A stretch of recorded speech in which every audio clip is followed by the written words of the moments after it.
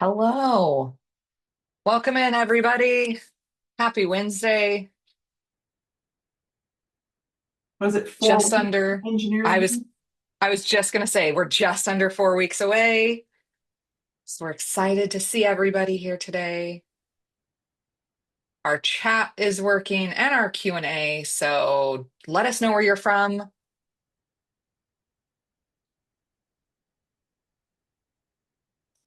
And we're just gonna get started in just a second. We'll let everybody have a chance to pop in. Lacey, Washington. Well, I hope that it's beautiful over there Mhm. and not too cold.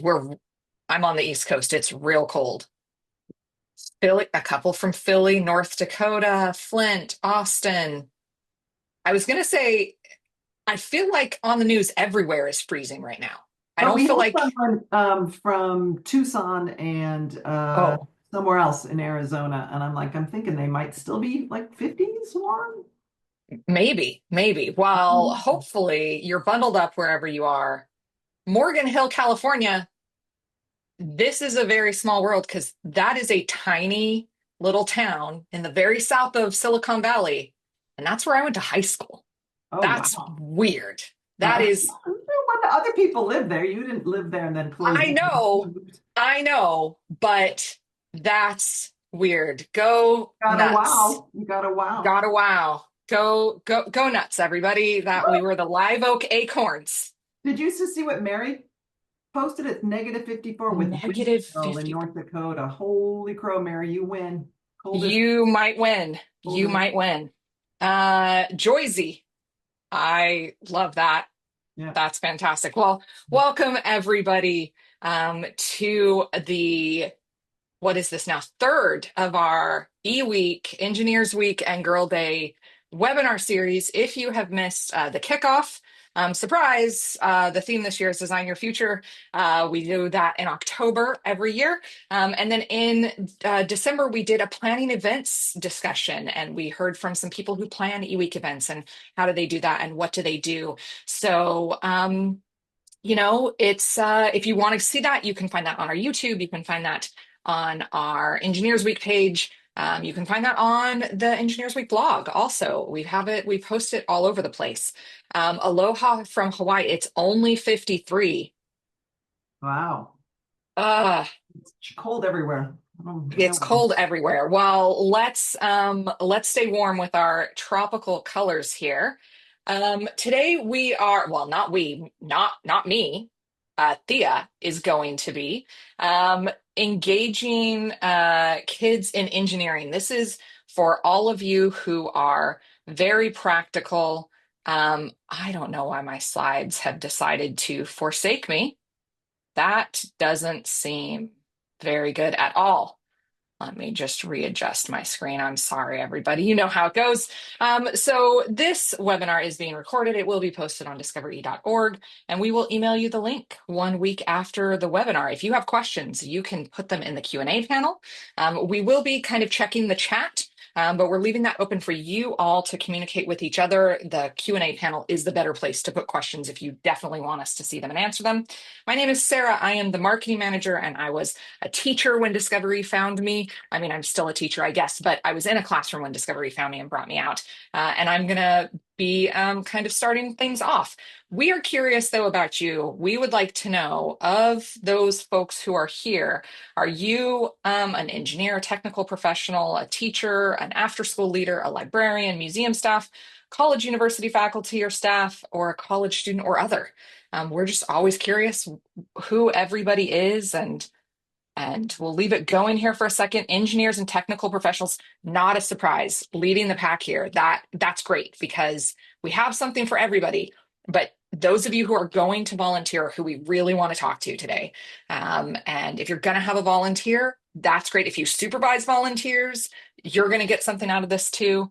But I'm super excited to You actually see want some to of you invite volunteers. a technical professional into your classroom. Classroom teachers don't go away, and after school leaders and museum staff, we've got lots for you too. Yeah, and this might be a place to connect with some of these people who are here getting the training on how to be an effective volunteer.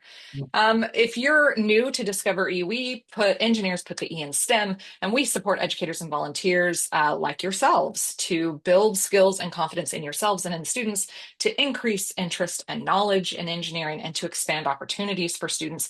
And we have a whole bunch of programs, which you might be familiar with, obviously Engineers Week, but also Girl Day, Chats with Changemakers, and Future City. Is this the Future City? It is the Future City sweater that Oh, I'm wearing today.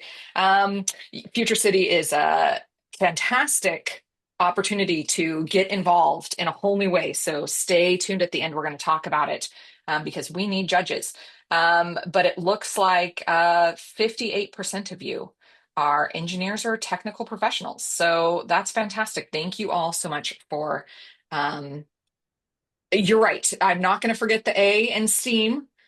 We nope. just have the STEM piece. I've got a sticker that says STEM, so I that's what I put into this. But you're not wrong at all, John. My co-host, well, the leader of this big shebang here. This is Thea Sar. She is our executive deputy director here at Discovery.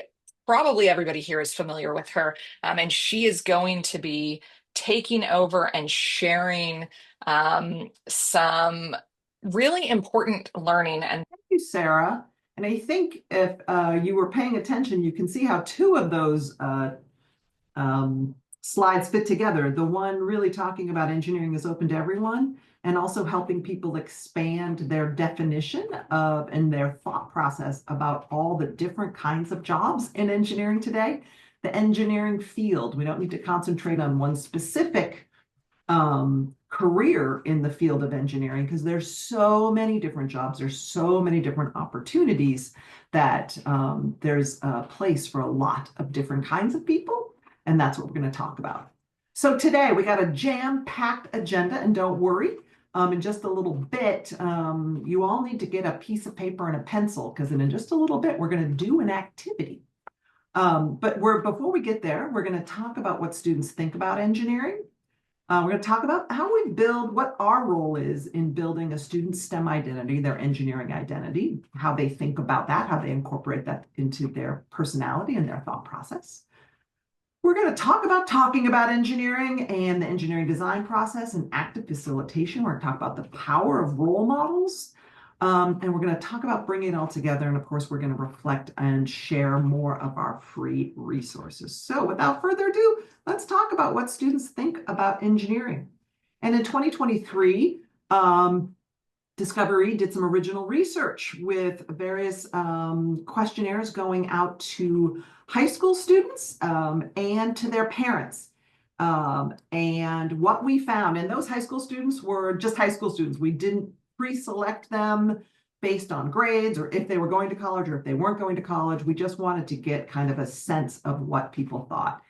And every time we do this poll, we just seem to keep stuck in the same place, that they have a concrete image of engineering, and there is a huge gender divide when it comes to student interest. 18% of students are very interested in a career. 53% are somewhat or a little bit interested, and 30% are not interested. And today we're going to talk about this 53% because that's where we can move the needle. These folks we've already locked and loaded on, and these folks, if they're not interested, there's probably not a huge opportunity for us to change their mind. But students think engineering is hard and requires skills they don't have, and the top three descriptors are they have to be good at math and science, they have to be super smart. We're still battling that. And it builds, constructs, and makes things. What's exciting is when you look at, well, it's not this graph. There's another graph where we start to see things like engineering design or process or collaboration and teamwork as we dive a little deeper into that, but I don't think we're going to share that.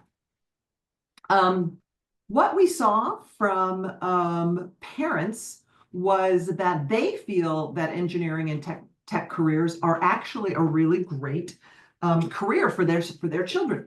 And they can be our allies because parents, and mom in particular, is students' most trusted career advisor. Though if you're in my family, my daughter, her dad is her most career trusted advisor. So it's kind of a both, you know. It's not a definitive person who is. But I think what's really fascinating about this finding is it was mom, dad, friends, um, and then in the fourth position, actually tied with friends, I can't remember who was third, was people, adults who work in the field. You role models, the technical professionals, the people who are working in the field of engineering is tied for the third most trusted career influencers. That means that students really value your opinion, the opinion of those folks, and want to talk to them because you have the real information, you have the inside track on what's happening. So Um, what we're learning is that everybody's an influencer. I yes, just keep that in your brains today, yes, people. yeah, everyone, I love that. So we didn't just stop and ask them what do they think about engineering. We started to play with different messages and showcase different people to see what would happen to their interest. And what was fascinating is, remember, I told you about that middle, those 53% who were somewhat or maybe interested. After we shared different engineering messages, after we shared different profiles, after the profiles of just meeting different engineers, you can see a huge increase in their interest among male students, students who identify with the disabilities. All students and female students have a pretty big jump. And then when we combine that with after messaging, when we start talking about engineering in a way that's appealing to students, and we start introducing them to people who are engineers, look at where our interest goes. So we can really make some headway there. And what we found is that what I've been saying is kind of the movers over the course of the survey, the movers' interest increases to very or somewhat interested in engineering. And this is really where we want to be placing our attention. Here are some of the profiles that we introduced. Brothers and video game designers who founded a multi-aware winning game design. And this is all we shared. There wasn't like a video or anything. It was kind of just a quick snapshot. And this is who responded to this message, who responded to it most positively. Male students, Black and Hispanic male students, students who identify with a disability. And then Jade is also a video game designer, who was the second most popular person, and mover and target groups and students who identify with a disability. And it's interesting, kind of this video game designer piece. And why were those the two? Hey, Sarah, why do you think the video game designers were the two most popular people? Well, let me tell you, as a parent of up to four girls at any given time, and three of them are talking about they want to go into video game design. That's what my Yeah. daughter wants to do. So, yeah, this is huge, right? This is a huge part of how And because they young play people games, connect. it's how they interact. It's That's something that's right. visible and right there. And it doesn't mean they're necessarily going to do that, but it's a hook and it's a way to talk about engineering and technology to introduce students to it. Well, and I think actually what you said there is just so important for all of the people who are attending this right now is that it's the hook. So just because you're maybe not a software video game designer doesn't mean that your job isn't interesting to them. Starting with an appealing message, starting with, some honey, what's the hook that gets them interested, and then you can build from there. Yeah. So here are the messages we combined it with. Engineering is a career that is open to everybody. Was the most appealing to the students and also sadly the least believable. They didn't believe it was actually true. So that's the work that we all need to do, is making that true and making it open and welcoming, and what we can do in our corners of the world to make that true. Engineering is well paid and prestigious field that sets students up for success. This was both appealing and believable, and really speaks to a lot of the financial concerns that people are under when they're thinking about future careers and thinking about taking on college and taking on college loans. And then engineers make a world of difference. This was a top testing message from the early 2000s. It was the top message in the early 2000s. People really wanted to make a difference. That was their main driver and career choice.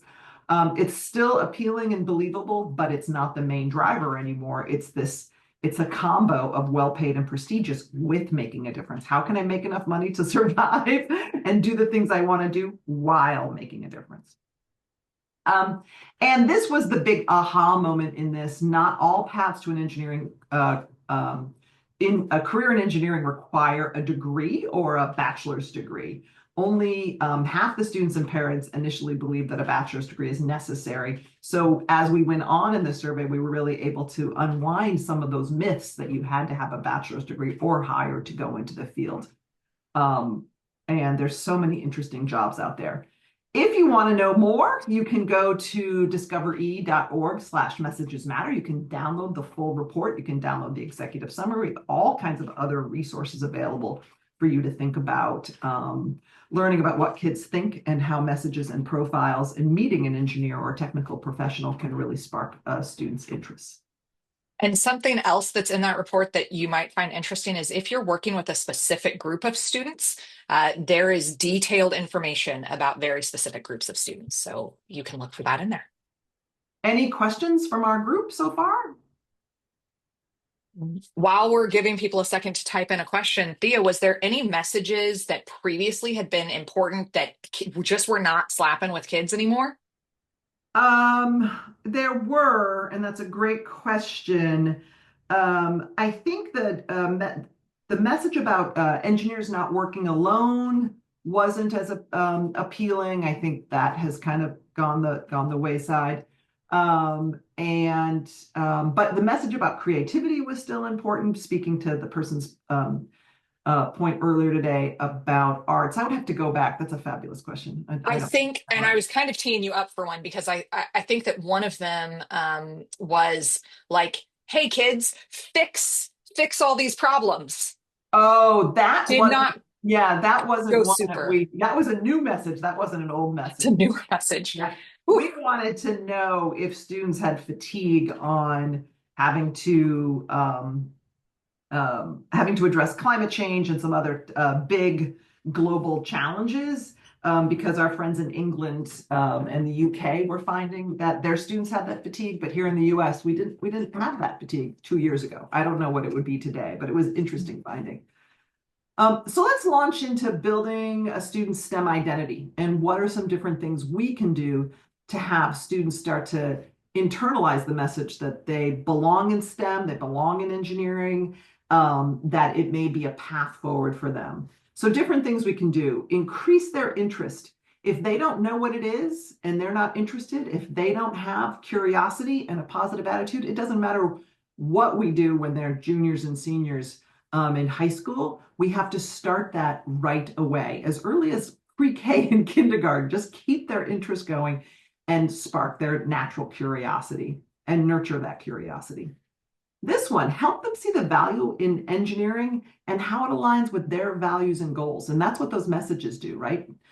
Making a difference, working in teams, being creative, and making money while doing good is important to them. Building their confidence in their skills, in their problem-solving skills, in their engineering design process skills, in their project management skills. How do they approach a big problem? How do they break it down? And how can you help students practice? Strong support networks. None of us can get anywhere without our villages. It's true of us as adults. It's true of kids. They need other people and they need that cheerleading, but not false cheerleading and not fake attaboys. And we're going to talk about that in a minute. Oh, and I already skipped over. And that sense of belonging, that they are welcome, that you want them there, that you value everyone in the room. So how do we do this? How do you, technical professionals and engineers and people in the engineering field and educators and informal and formal educators, what is your role in doing all this? So that's what we're going to stop and talk about now. So we call this our magic formula, or our formula for success, and it's three things. It's sharing those positive engineering messages, talking about an engineering in a way that aligns with students' values. It's doing hands-on activity and active facilitation, but with student-centered learning. So the students are driving the learning, you're facilitating. And supporting interactions with STEM role models. All of this together combines to help us create those STEM positive students. So the first thing is sometimes we don't use the word engineering. Sometimes we just skip over it. We just say, well, we're talking about science. We're talking about science and math. Everyone knows they're the same thing, but they're not, in fact. So how do we talk about engineering and tech? We talk about how well paid it is, how it's open to everyone, teamwork, making the world a better place. But I think the most important part for folks out there is not just saying, I'm a civil engineer or I'm a mechanical engineer. It's saying what you do and why you do it. What problems are you currently working on? I have a friend who works for Pratt and Whitney, and he designs spacesuits for the International Space Station. And he just tells me the most amazing stories. And he's convinced that kids won't be interested in his work. And I'm like, well, what are some of the challenges you've worked on? And he's like, well, we really have to think about how we can turn liquid output, human liquid output, into potable water and not waste anything. I'm like, you would have a group of fifth, sixth, and seventh graders resting on every word if you started to talk about that. And some other challenges he's had. So really think about, you don't have to be designing spacesuits. You can be designing anything. But think about what you do and how you can really talk about the societal benefit or the problem you're solving. Don't just say what you're doing. Tell them why. The why is always so important. The other thing is we need to adjust the engineering image. Sharing images of people, not just stuff. And if there's one thing everyone at the Discovery staff knows is bridges and hard hats are not the universal symbol of engineering, right? Yes, they're tools. I mean, the bridges are something we create, but we need to concentrate a little bit in our images more about the people doing the work, the people that you're solving the problem for, because at the end of the day, that is your number one client, and that's the problems you're trying to solve for. And the more people we interact with and we start sharing and showcasing, the more we can start making engineering open to everybody. All right. Does everyone have their piece of paper and their pencil or pen? If you don't, Everybody, you need a piece of paper and a pencil or pen. And while you're doing that, Thea, we're going to give people just a minute to do that. I have a question for you. I'm going to kind of lead you a little bit. okay. You said as early as kindergarten, it's important to start sharing these messages. Do we, it, can you make a case for our volunteers here from this webinar not only focusing on high school students? Like, Oh, is yes. there grade levels that kids start to self-select out of going into STEM fields? There was a recent study this fall that just came out that showcased how kids as early as kindergarten start to differentiate and say boys are better at science and math and engineering than girls. Only boys should be doing it. So they're already starting to hear and internalize the messages of not being welcomed or having gendered opinions about the field. So we really want to think about and talk to everybody about and nurture their interest and start. So there's not one age group in particular. Like some people are like, well, I'm only going to work with juniors and seniors in high school because then I can get them to go to college. Well, you can only get the kids that are there, and it's an important demographic to be talking to and speaking to. But we need to address the whole continuum of kindergarten all the way up through high school. So we're not just going to be able to do one group and be one and done. It's just we have to tackle the whole spread. All right. Awesome. And great. So hopefully everybody's got their piece of paper and their pen or pencil. What are we doing, Thea? So we're going to be talking about hands-on activities and active facilitation and how you set it up. So I want everyone to take a minute or two and draw how to make toast. And those are your only instructions. Draw out how to make toast. Oh, we don't have any music, do we, Sarah? Draw how I can boop, boop, boop, boop, I boop, don't boop, think boop, either boop. one of us have I don't know if we're gonna get royalty clearance singing. for that. That's I gonna don't have to get axed either before we put that one. on YouTube. Mhm, Um, mhm. hopefully everybody is drawing. So you're looking for like what do you do in order to I'm not take, looking for anything. We have given them the extent of the okay, instructions. all Draw right, how to make toast. draw how to make Now, toast. the process of making toast. How can you draw out the process of making toast?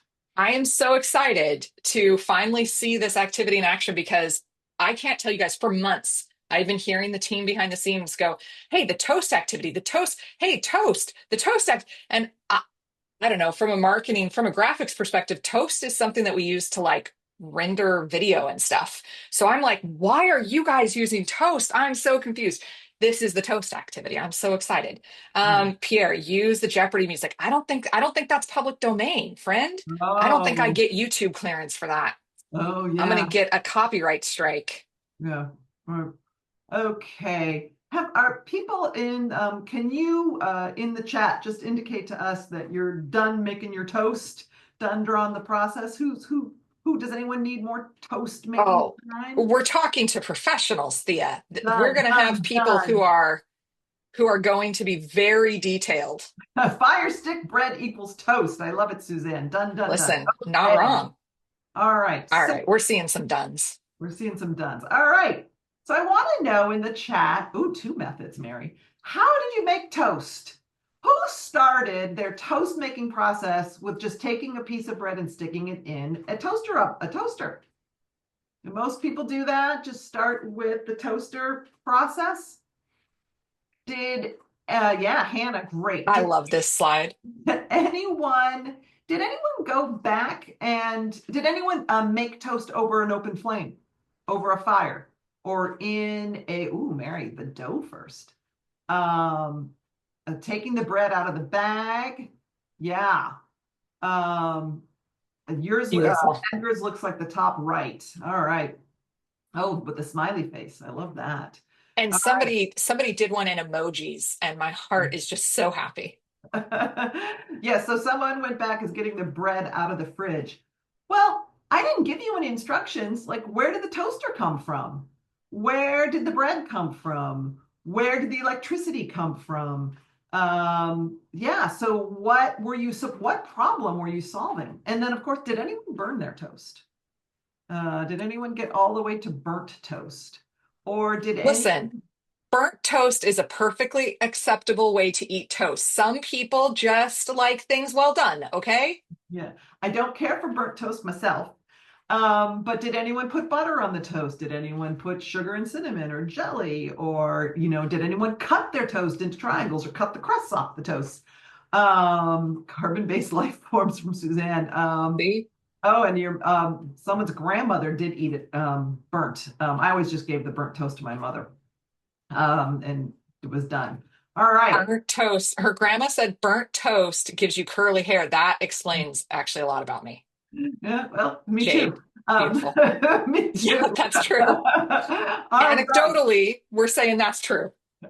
So, what does making toast and the art of drawing toast, the process of making toast, have to do with the good old engineering design process? Identifying the problem, learning the specs, brainstorming solutions, designing it, building it, testing it, improving it, and sharing your results. How can we use this activity to really help students think about the engineering design process and bring it alive? Well, the first thing is the problem, right? Identify the problem. The problem was to make toast. Now, when I said that, now someone wants toast. When I said that, did anyone go, oh, wait, what? What am I supposed to do? Draw toast? Look, Sarah was like, Thea, tell me more about what you want from them. No, I just said, draw how to make toast. Um, but without anything else, you're kind of like, we all started a different place. We all ended at a different place. We all had different processes. We really needed to identify the problem a little bit more broadly, and we needed to understand the specifications. What problem am I trying to solve? What resources do I have? What's my budget? How much time do I have? Who's on my team? Am I doing this by myself? Who's my client? How do they like their toast? What do they want? Do I just have wheat and water and an oven? Right. So I'm not a very good cook, so I'm sure there's more that goes into bread making than wheat and water. But don't quiz me.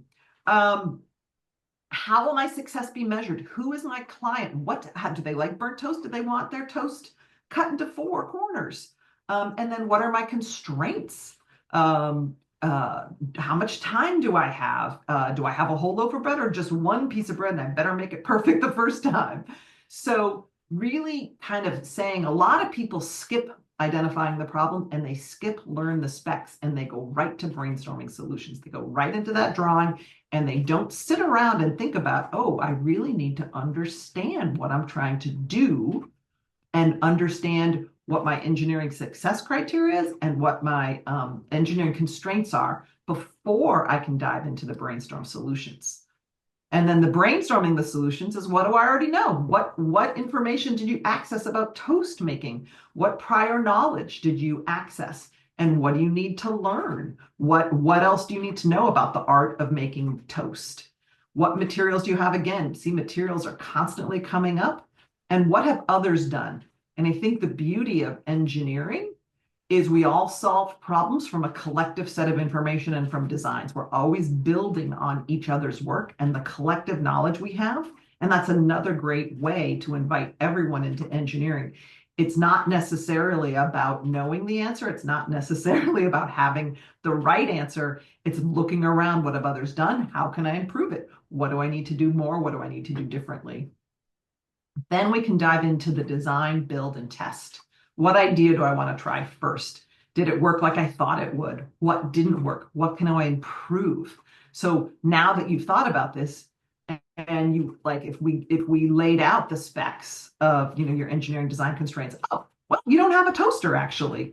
You have all these resources, you have all these materials to make a toaster. Now that's a different problem that you're trying to solve, and then you would design and build differently. And then share it, right? Again, this is that beauty of the engineering process. What worked, what didn't, what would you do differently? What are your favorite features? And what did others like about your team's design and your toast making? So any questions about the toast process? And this is a brand new activity brought to us by our board chair, who's a professor and faculty member at George Mason University. And he, I don't know if he developed this activity or he definitely shared it with us at Discovery. And we really thought, wow, what a great way to start talking to students about the engineering design process. Is this Purdue? Purdue, Board president. board president, not just a board president, but also an engineering educator. Yes. So think about your toast making process. And now we're going to go into another challenge because I want you to think about, and we're going to talk through, what your role is as the active facilitator, right? So we've just introduced students to the engineering design process, and now we're going to give them an activity called Build Bridge. And this is a great activity where students are testing their engineering skills by constructing a bridge using either one single piece of paper or one piece of tinfoil. And the bridge has to span at least 6 inches and it has to support 40 pennies. So again, we're being much clearer about the problem that we're trying to solve and the engineering constraints and what we're challenging them to do. So, okay, so you're now in front of a group of fourth graders. And the beautiful thing about this activity is you can do it with kindergartners and you can do it with college students. And if you do it with a group of civil engineers, they'll all tell you they can't do it because they're not structural engineers. But I tell them that they can, in fact, do this activity because anyone can use their thought process. And it's great. You can concentrate on comparing different materials. You can concentrate on changing a shape. You can really think about different things you want to get across in this activity. And it's also a video. So you can, oh, Bob, yes, don't fold the paper. You're not supposed to tell people. And this is a video also. So we have this activity in leader notes, student notes, and a great video. So your role when you are doing an activity is to ask questions and ask leading questions. It's not about telling students what to do or how to do it. You start with the where, the why, the how, and you praise their effort and you highlight their struggle. Earlier in the webinar, I said, don't just give fake attaboys and go, oh, wow, you're doing so well. A student can be working really hard and nothing is working. And you praise their effort. Wow, you are working so hard and you seem to be running into a few issues. What are the issues you're running into? What are you thinking about trying? What new ideas do you want to try? Right? Validating what's actually happening to them, because then you're showing them that you're seeing them. And that goes back to welcoming everyone into engineering. So if you're seeing and validating their reality, what's actually happening to them, you can you can engage a lot more students. It takes a little bit more energy and effort because you have to go around the room. You have to go around and look at what they're doing. You have to pay attention. You have to ask them questions. And if you don't remember anything else, these are the 4 most important things to do. Don't do the activity forum. Start with leading questions and think about what they're doing and how you can recognize the work that they're doing. So this is identifying the problems, your step. Another good piece of advice, always do the activity yourself before you do it with the kids. Identify the learning goal you want and what are the real world engineering connections. That will really help you. Plus, it'll also show you where kids might get frustrated. Where you get frustrated in an activity is usually where the kids might get frustrated and where they might need extra help. Learning the specs, oh, so important. Identifying the engineering constraints and what success looks like. How do they know when they're done? What do you expect from them? And also in this step for you, brainstorm extension ideas. So in the bridge activity, can it hold 100 pennies? Can it hold a phone? Can it span 12 inches? Can they think about a different design? What about a half a piece of paper? And the reason we say to have those extension ideas is some kids may have already had this challenge. Some kids move fast, some kids move slow. They all need different amounts of time. So you just want to have some different challenges in your back pocket to keep those different kids engaged. All right. Next up, the brainstorming. Again, everyone wants to jump immediately to the brainstorming. Actually, they usually just want to skip over the brainstorming and go right into the build. But how can you encourage that high energy free flow of ideas? How can you get everyone to participate? That's really tough. So it's really ask questions, have them think about the materials. You know, you can let them select. Are they going to try the paper or are they going to try the tinfoil? Why? Why did they pick that? What do they think? What's their hypothesis about the tinfoil versus the paper? Are there advantages and disadvantages? Do they think it's going to work at all? What might they want to try? And then you can get into how does changing the shape of something affect its strength? To Bob's point about telling him to fold the paper.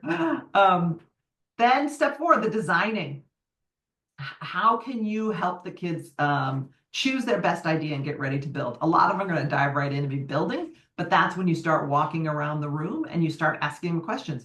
What ideas are you trying out? Why did you choose this design? What are you excited about? What do you expect to happen? And what are you nervous about? Or what issues you're facing? So just really start to think about what questions you can ask. And some kids will just look at you like, please go away. And that's okay too, right? They might be so in the activity, they don't need your help, but you want to keep circulating the room, keep doing that S around those tables. So you can kind of pinpoint who's marching forward and who needs a little bit more help. All right, build, test, and redesign. This is the loud, messy stage of the game, but look at that. Look at her face. Look at what she's doing and seeing. She is excited, right?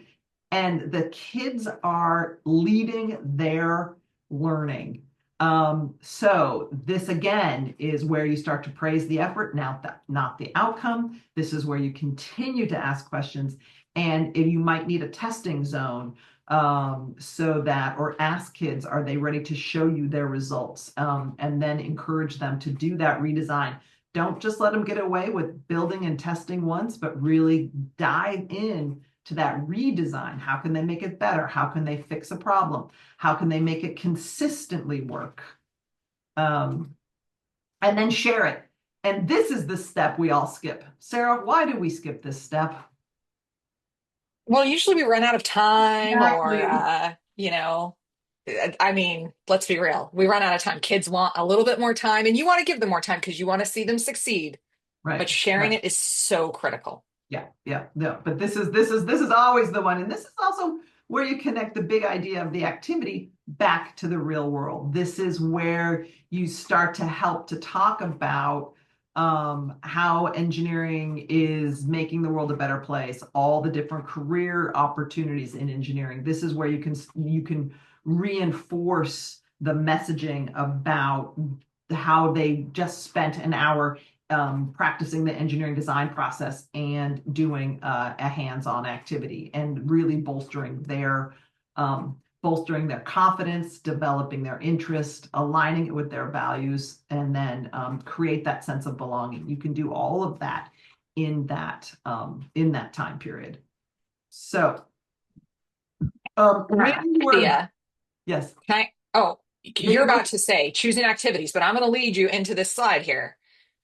If you are, let's say that you're not a civil engineer, can you do the Build a Bridge activity as an activity with students? Yeah, yeah.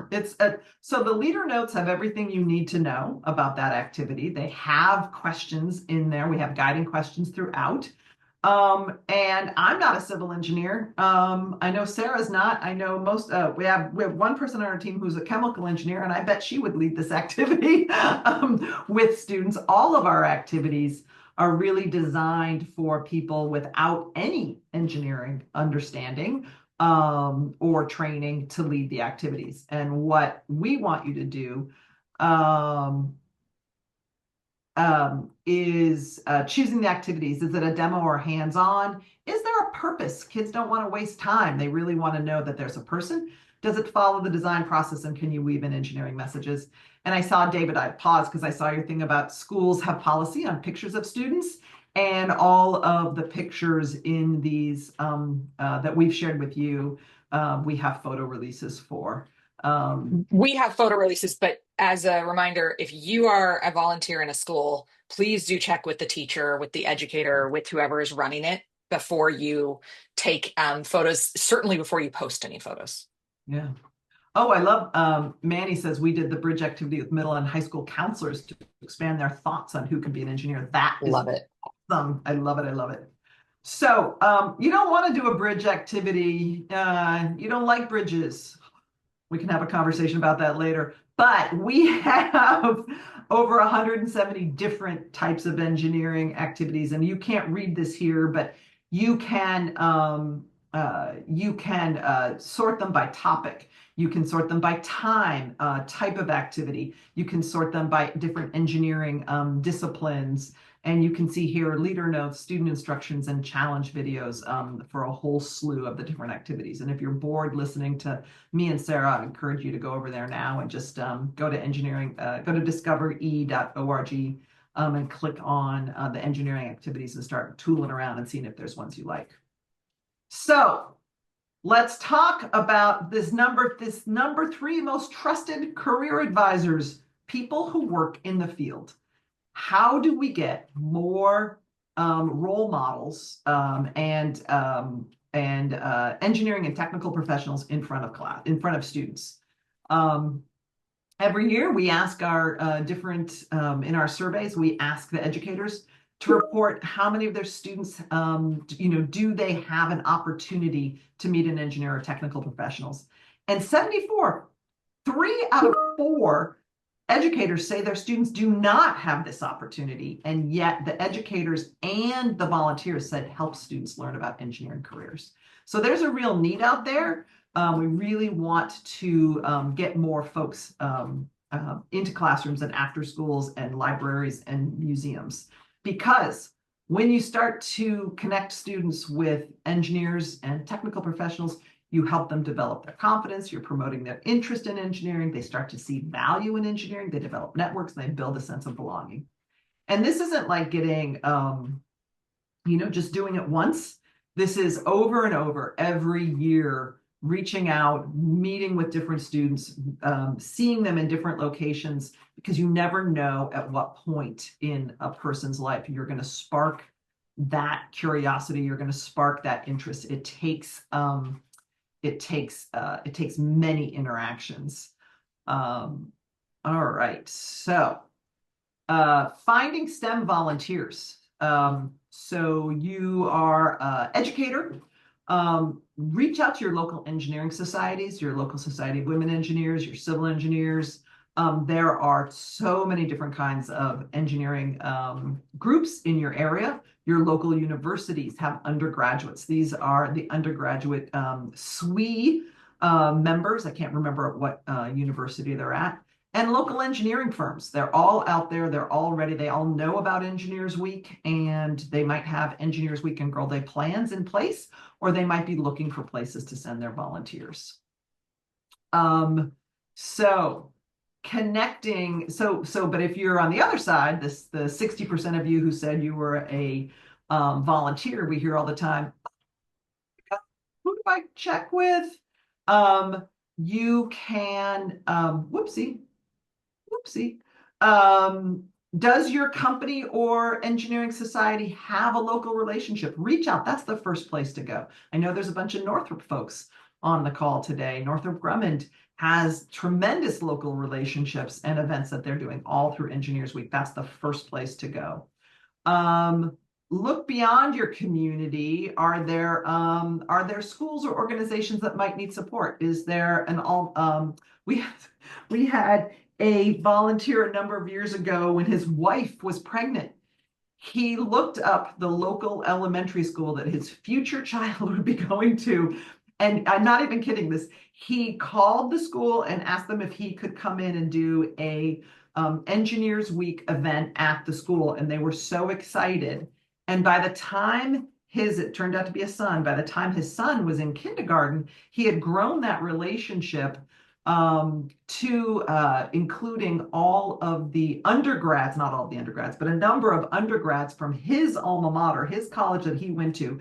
Now every Engineers Week would go to that elementary school. Instead of doing a classroom visit with one teacher, they did the whole second and third grade. And that was him just, So cool. isn't that cool? I love that story. That was him looking around and saying, what resources do I have? What is the school I want to impact? What is the organization I want to impact? And calling up, and he didn't do it in 1 year. He didn't do it in 2 years. It took him 5 years to build. So it's just something you want to do every year and keep making part of. Keep at it. Keep And keep building, and use that engineering design process. What's working? What's not? What are my resources? And also don't just limit yourselves to classrooms and schools, right? Because Marina here was part of our planning events series, and she works with Boys and Girls Clubs. And there's after school programs and libraries and maker spaces. There's all kinds of places near you that would love to have you come in and do this work. Yes, sorry, Marina. I try and take after schools in one breath, and sometimes it doesn't pop out. But I'm handing it back to you, Sarah. I am going to take back over here. Let me just share my screen again. I'm back. Yeah, so we do have so many resources and activities for you. I've totally lost my chat window. So if somebody can prompt me, oh, wait, maybe I can get it back. There it is. We have so many resources. We have those challenge videos, including more than just the 7 that were produced there. We have career pathways and career pages in case you are working with older students who want to know more about a specific career that they get really excited in. Posters, ads, artwork, photo library. If you're looking for photos that you can use, we have a photo library. So please use it. And we also do outreach grants. They come out in late October, and you can use them to do some outreach activities like for Engineers Week. We have a ton of resources for you. You can find it all at discover.org/engineersweek. And Engineers Week this year is February 16th to the 22nd. And during Engineers Week, on the Thursday of Engineers Week, is Introduce a Girl to Engineering Day. This year, that falls February 20th. And it's to inspire young girls, but really anybody. We're not excluding anybody. Engineering is open to everyone, but encouraging girls to explore engineering. This is a really outstanding and long-running program that so many people engage with, but it's not just on one day. So you can do Engineers Week anytime, and you can do Introduce a Girl to Engineering anytime. Those aren't one day things, but you can find more at discovere.org/girl day. Um, if you have questions, now would be a good time to put them into the Q&A, and I will get Thea to answer them. And another person who, if you work with students, Chats with Changemakers is such an incredible program. Uh, it is a monthly live session where we're beaming an engineer into your classroom or into your library or makerspace or after school program. It is a student host. Enrique is from Florida, and he hosts interviews with engineers and technicians. And tomorrow actually is our next chats. James Daughtry is an electronic test technician. And earlier, when Thea was saying you don't have to have a bachelor's degree to be in engineering, James is such a great example. He has an associate's degree and has a really great career that he really loves using robots, lasers, and microwave circuits. And if you don't think kids are interested in that, you are fooling yourself. So kids get to meet role models and have career exploration. So we have 40 something episodes, and you can find those at discovere.org/program/chats with changemakers. But we'll throw a link and we'll make sure that these are clickable. Finally, I cannot let us go without talking about Future City. Future City is maybe one of the biggest things that we do. Obviously, eWeek just dwarfs everything. eWeek is so fantastic. But Future City is more than 70,000, I think 65, it was 65,000 last year and it grew. 65,000 middle school specific students participated last year around the globe. And it's more, and now we've got a Future City High School. Students work in teams with an educator and a STEM mentor to create a city that exists 100 years from now. So they are looking uh, for ways to solve future problems that might exist. And they are competing in regionals over the last couple of weeks, and we have some more this weekend. And we are looking for, and then they compete. The winners from the regions compete in nationals. And we need judges. So if you would please go to futurecity.org and register, we, as a judge, we need you. We need you to evaluate essays.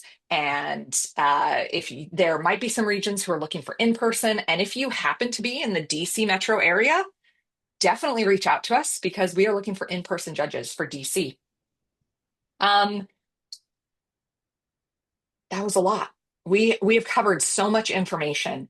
And thank you to see all of the um, to see everybody here and to see all of the other questions. Claudia, I am getting back to you. You are at the top of my email box of things that I'm getting to. Thank you for being patient with me. Um, we're going to design your future is our theme. We have it in Spanish. Also, we have a bunch of Spanish resources, and Claudia has put it into Portuguese for us. So we're going to be able to put it into Portuguese. So we're super excited. If there are questions, now is a really great time. If you're looking for other ways to stay in contact with us, you can hit us info@discovere.org. Website is discovere.org. That E is important. And we're discovere.org on all of the social medias that exist. So you can find us all over the place. And if you're looking for things to volunteer or things to go and celebrate eWeek, we're reposting other people's events. So be sure to tag us. Thank you, everybody, for being here. Thea, do you have anything you want to add before we finish up here? We got one question from Pierre asking about resources in Canada. And anything on our website, all of our programs and resources you can download and use anywhere in the world. And also in Canada, Engineers Canada has resources and hosts. I think their engineering month is the month of March. So go forth. Most countries are offering, a lot of countries do Engineers Week now. So, but it doesn't always necessarily line up with February. And not that it has to, because every day is a great day to introduce a child to engineering. We will be sending these slides and we will be sending this webinar, the link to this next week or early next week. So be looking for that. Thank you, everybody, for being here. Thea, thank you for sharing all of your Oh, information with us. We so thank you. appreciate you. Thanks, Yes, everyone. Have a Karen. wonderful Great. week. All right.